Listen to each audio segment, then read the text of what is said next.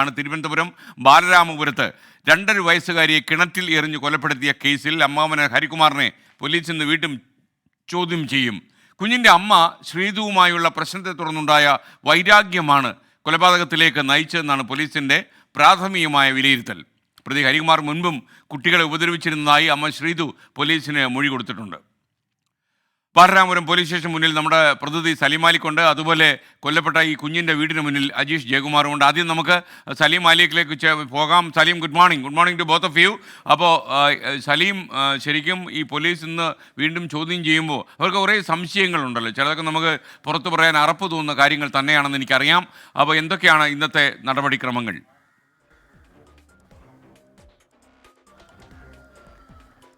Good morning. ഇന്നലെ ഏറെക്കുറെ ഈ സമയത്ത് തുടങ്ങിയ ഒരു അന്വേഷണമാണ്. ആ അന്വേഷണമാണ് 24 മണിക്കൂർ പിന്നിടുമ്പോൾ അതിലെ ഏറെക്കുറെ എല്ലാ തരത്തിലുള്ള ഡോട്ടുകളും ഫില്ല് ചെയ്ത് പോലീസ് അവസാനം പ്രതിയെ തന്നെ കണ്ടെത്തി. അത് പ്രതിയെ ഇന്ന് കോടതിയിൽ ഹാജരാക്കാനിരിക്കുന്നത്.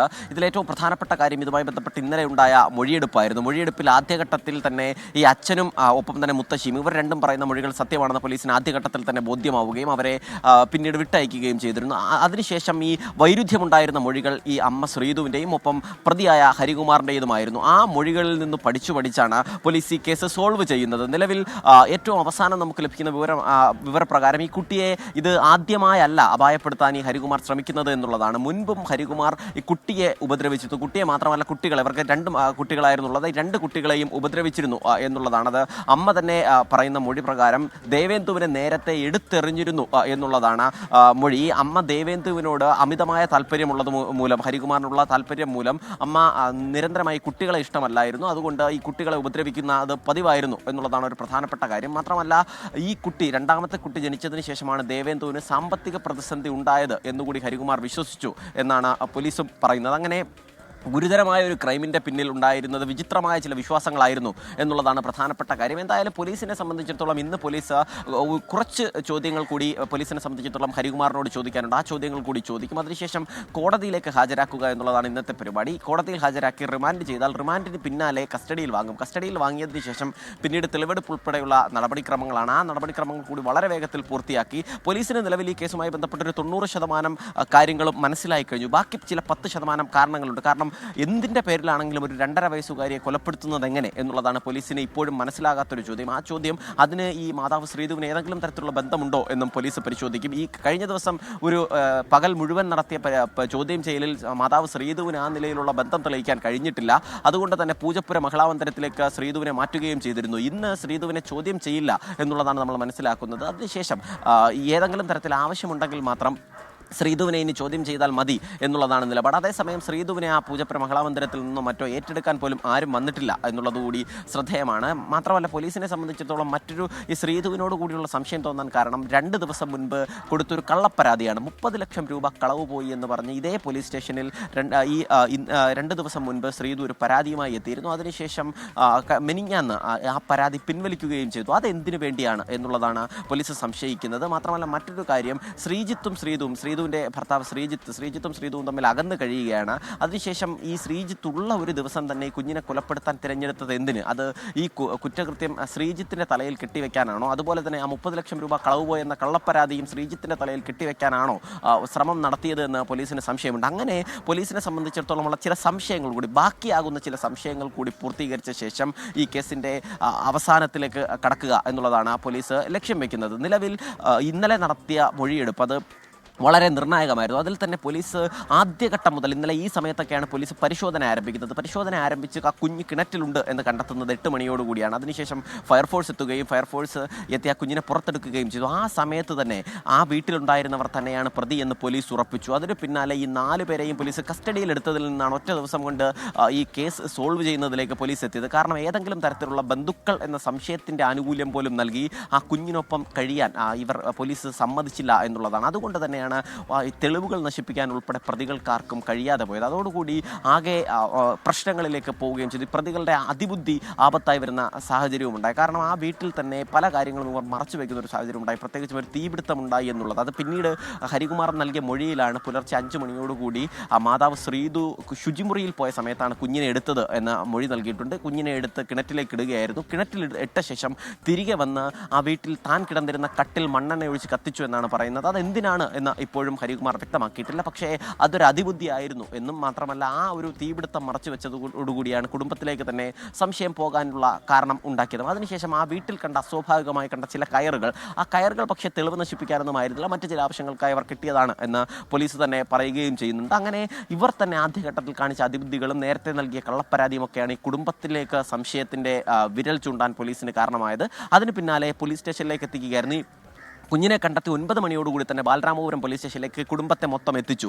അതിന് പിന്നാലെ മണിക്കൂറുകൾ നീണ്ട ചോദ്യം ചെയ്യലായിരുന്നു. അതിൽ നിങ്ങൾ കണ്ടെത്തുന്നെങ്കിൽ കണ്ടെത്തിക്കോളൂ എന്നൊരു ധാർഷ്ട്യം നിറഞ്ഞ മറുപടി ഹരികുമാർ പറഞ്ഞിരുന്നു. അവിടെ നിന്നാണ് പോലീസ് ഹരികുമാറിനെ കേന്ദ്രീകരിച്ച് തന്നെ കൂടുതൽ ചോദ്യം ചെയ്യാൻ തീരുമാനിച്ചത്. അതിന് പിന്നാലെ ശ്രീതുവും ഹരികുമാറും പറയുന്ന മൊഴികളിൽ പൊരുത്തക്കേടുണ്ട് എന്ന് മനസ്സിലാക്കി. പിന്നാലെ ഇരുവരും തമ്മിലുള്ള വാട്സാപ്പ് ചാറ്റുകളിൽ ചില നിർണായക വിവരങ്ങൾ പോലീസിന് ലഭിക്കുകയും ചെയ്തു. അതിൻ്റെ പിന്നാലെ ആ ചാറ്റുകൾ മുന്നിൽ വെച്ചുകൊണ്ട് പറഞ്ഞപ്പോഴാണ് ഒടുവിൽ കുറ്റം സമ്മതിക്കുകയല്ലാതെ ഹരികുമാറിന് മറ്റ് നിവർത്തിയില്ലാതെ വന്നത്. മാത്രമല്ല ആദ്യഘട്ടത്തിൽ സഹോദരനെ സംരക്ഷിക്കുന്ന നിലപാടായിരുന്നു ശ്രീതുവിൻ്റെ ഭാഗത്തു നിന്നും ഉണ്ടായത്. ഒടുവിൽ ശ്രീതുവിനും ചില കാര്യങ്ങൾ തുറന്നു പറയേണ്ടതായി വന്നു. അതായത് ഈ കുഞ്ഞിനെ നേരത്തെയും ഉപദ്രവിച്ചിരുന്നു എന്നതുൾപ്പെടെയുള്ള കാര്യങ്ങളൊന്നും ഈ ശ്രീതു ആദ്യം പറഞ്ഞിരുന്നില്ല. കുഞ്ഞിനോട് സ്നേഹമായിരുന്നു, ഹരികുമാർ ആവില്ല എന്നതൊക്കെയായിരുന്നു ശ്രീതുവിൻ്റെ ആദ്യത്തെ നിലപാടെങ്കിൽ അതിന് പിന്നാലെ ഈ തന്നോടുള്ള അമിത താല്പര്യവും സ്നേഹവും മൂലം കുഞ്ഞുങ്ങളോട് താല്പര്യമില്ലായിരുന്നു എന്ന് തുറന്നു പറയേണ്ടതായി വന്നു. അങ്ങനെ ഇതിനെല്ലാം നിർണായകമായത് വാട്സാപ്പ് ചാറ്റുകളാണ്. അതുകൊണ്ട് തന്നെ ഈ വാട്സാപ്പ് ചാറ്റുകൾ കൂടുതൽ പരിശോധിക്കാൻ പോലീസ് തീരുമാനിച്ചിട്ടുണ്ട്. ഇരുവരുടെയും ഫോൺ ശാസ്ത്രീയ പരിശോധന അയച്ച് കൂടുതൽ തെളിവുകൾ ശേഖരിച്ച് വാട്സാപ്പ് ചാറ്റിൽ നിന്നും കൂടുതൽ തെളിവുകൾ ശേഖരിക്കാൻ കഴിയുമോ എന്ന് പോലീസ് പരിശോധിക്കും. മാത്രമല്ല മറ്റേതെങ്കിലും തരത്തിലുള്ള CCTV ദൃശ്യങ്ങളോ ശാസ്ത്രീയ തെളിവുകളോ ഇതുമായി ബന്ധപ്പെട്ട് ഈ കേസുമായി ബന്ധപ്പെട്ടില്ല എന്നുള്ളതാണ്. അതുകൊണ്ട് തന്നെ കേസ് കോടതിയിൽ നിൽക്കാൻ വേണ്ടി പരമാവധി തെളിവുകൾ, ഇത്തരത്തിലുള്ള വാട്സാപ്പ് തെളിവുകൾ ഉൾപ്പെടെയുള്ള ശാസ്ത്രീയ തെളിവുകൾ പരമാവധി സമാഹരിക്കാനാണ് സലീം മാലിക്കാണ് വിവരങ്ങൾ നൽകിക്കൊണ്ടിരിക്കുന്നത്. ഇനി ഈ വീടിന്റെ മുന്നിൽ നിന്ന് അജീഷ് ജയകുമാർ കൂടി നമുക്കൊപ്പം ചേരുന്നു. Ajeesh, good morning. പറയാം അജീഷ്, യഥാർത്ഥത്തിൽ ഇന്നലെ വീട്ടിലുള്ള എല്ലാവരെയും പോലീസ് സംശയിച്ചിരുന്നു. എന്നാൽ ഇന്ന് സ്ഥിതി മാറുകയാണെന്ന് രാത്രിയുടെ ചില വിവരങ്ങൾ പുറത്തു വരുന്നു. നമുക്കതൊന്നും പ്രേക്ഷകരുമായിട്ട് പങ്കുവയ്ക്കാൻ കഴിഞ്ഞിട്ടില്ല. അത്ര സുഖകരമല്ലാത്ത കാര്യങ്ങളാണ് ഇന്നലെ രാത്രിയും നമുക്കറിയാൻ കഴിയുന്നത്. മറ്റെന്ത് വിവരങ്ങളാണ് അജീഷിന് പ്രേക്ഷകരുമായിട്ട് ഇപ്പോൾ പങ്കുവയ്ക്കാൻ കഴിയുന്നത്? എന്തായാലും ഞാനിപ്പോൾ നിൽക്കുന്നത് ഈ കൊലപാതകം നടന്ന ഈ വാടക വീട്ടിലാണ്. ഇന്നലെ ഈ സമയം ഇവിടെ മൊത്തം ആൾത്തിരക്കായിരുന്നു. ഈ കുഞ്ഞിനെ തിരയുന്ന സമയമായിരുന്നു ഇന്നലെ മുഴുവൻ. രാവിലെയാണ് ഈ കുടുംബം പോലീസിൽ പരാതി നൽകിയത് കുഞ്ഞിനെ കാണുവാനില്ല എന്ന്. അങ്ങനെ നാട്ടുകാരും പോലീസും ബന്ധുക്കളും അടക്കമുള്ളവർ തിരയുകയായിരുന്നു. ഈ വാർത്തയറിഞ്ഞ മാധ്യമങ്ങൾ അടക്കമുള്ളവർ ഇവിടെ എത്തുമ്പോൾ കുഞ്ഞിനെ തിരയുകയായിരുന്നു. പിന്നീടാണ് ഈ വീടിന്റെ പുറകിലുള്ള വശം, അതായത് ഒരു കുഞ്ഞു വീടാണ്, ചെറിയ ഒരാൾക്ക് കഷ്ടിച്ച് നടക്കാവുന്ന ഒരു ഇടവഴി മാത്രമാണ് ഈ വീടിന്റെ മുൻവശത്തുള്ളത്. ഈ വീടിന്റെ പിൻഭാഗത്ത്, അതായത് അടുക്കള ഇറങ്ങിയതിന് ശേഷം പുറത്തിറങ്ങുമ്പോഴാണ് ഈ വീടിന്റെ പിൻഭാഗത്ത് കിണറുള്ളത്. ഈ കിണറ്റിലാണ് ദേവേന്ദുവിന്റെ മൃതദേഹം കണ്ടത്. അതായത് പോലീസിന്റെ അന്വേഷണത്തിൽ പോലീസ് കണ്ടെത്തിയ കാര്യമെന്ന് പറയുമ്പോൾ ഈ ഇന്നലെ പുലർച്ചെ 5:30-നും 6-നും ഇടയിലുള്ള സമയത്താണ് ഈ കുഞ്ഞിനെ അമ്മാവൻ ഹരികുമാർ കിണറ്റിലെടുത്ത് എറിഞ്ഞതെന്നാണ് മനസ്സിലാക്കുന്നത്. ആ സമയത്ത് കുഞ്ഞിന്റെ അമ്മ മൂത്ത മകളെയുമായി ശുചിമുറിയിലേക്ക് പോയിരിക്കുകയായിരുന്നു. ഈ സമയം കുഞ്ഞിനെ അമ്മ എടുത്ത് അച്ഛന്റെ അടുത്ത് കിടത്തി. ഈ സമയത്ത് ഹരികുമാർ അടുത്ത മുറിയിൽ നിന്ന് എണീറ്റു വന്ന് ഈ കുഞ്ഞിനെയും എടുത്ത് കിണറ്റിലെറിഞ്ഞു. ഇതാണ് പോലീസിന്റെ ഇതുവരെയുള്ള കണ്ടെത്തൽ. എന്തായാലും ഇപ്പോഴും ഈ വീട് ഇപ്പോൾ പോലീസ് ക്ലോസ് ചെയ്തിരിക്കുകയാണ്. ഇവിടെ ഇപ്പോൾ പോലീസിന്റെ പരിശോധന ഇനിയും ആവശ്യം വന്നേക്കാം. അതുകൊണ്ട് തന്നെ പോലീസ് ഇവിടെ പൂട്ടിയിട്ടിരിക്കുകയാണ്. നമ്മളിപ്പോൾ കാണുന്നത് ഈ അടുക്കള, ഈ ഭാഗം വഴിയാണ് ഇയാൾ പുറത്തിറങ്ങി ഈ കുഞ്ഞിനെ കിണറ്റിലേക്ക് എറിഞ്ഞത്. ഇപ്പോഴും ഈ ദേവേന്ദുവിന്റെ 2.5 വയസ്സുകാരിയുടെ ഉണക്കാനിട്ടിരിക്കുന്ന വസ്ത്രങ്ങളൊക്കെ നമുക്കിവിടെ കാണാൻ സാധിക്കും. അവൾ ഓടിക്കളിച്ചിരുന്ന ഈ മുറ്റം, അവളുടെ ഉപയോഗിച്ചിരുന്ന ചെരുപ്പുകളൊക്കെ ഇപ്പോഴും ഇവിടെയുണ്ട്. എന്തായാലും ഇന്നലെ രാവിലെ മുതൽ നടന്ന സംഭവം ഈ 24 മണിക്കൂർ പിന്നിടുമ്പോൾ പോലീസ് ഏതാണ്ട് പല പേരുകളിൽ നിന്ന് ഏതാണ്ട് ഒരൊറ്റ പേരിലേക്ക് കാര്യങ്ങൾ എത്തിയിരിക്കുന്നു. പക്ഷേ ഇതിന്റെ കാരണങ്ങൾ, അതായത് ഇതിന്റെ മോട്ടീവ്, എന്തിനു വേണ്ടിയിട്ടാണ് ഈ 2.5 വയസ്സുകാരിയെ കൊലപ്പെടുത്തിയത്, ആ ഒരു കാരണമാണ് ഇനി അറിയേണ്ടത്. ബാക്കി എല്ലാ കാര്യത്തിനും ഉത്തരമായി കഴിഞ്ഞു. അതിന് പോലീസിന് ഇനി ഏതാണ്ടും ചില നിമിഷങ്ങൾ, അതായത് കുറച്ച് ചോദ്യം ചെയ്യൽ കൂടി മാത്രമാണ് ബാക്കിയുള്ളത്. അത് കഴിയുമ്പോഴേക്കും അതിന്റെ ഉത്തരം കൂടി പോലീസ് കണ്ടെത്തി മാധ്യമങ്ങളോട് പറയും. ഇന്ന് രാവിലെ തന്നെ ഡിവൈഎസ്പിയുടെ നേതൃത്വത്തിലുള്ള അന്വേഷണ സംഘം ഈ ഹരികുമാറിനെ വീണ്ടും ചോദ്യം ചെയ്യും. നേരത്തെ പറഞ്ഞതുപോലെ ബാലരാമപുരം പോലീസ് സ്റ്റേഷനിൽ സ്റ്റേഷനിലാണ് പ്രതിയുള്ളത്.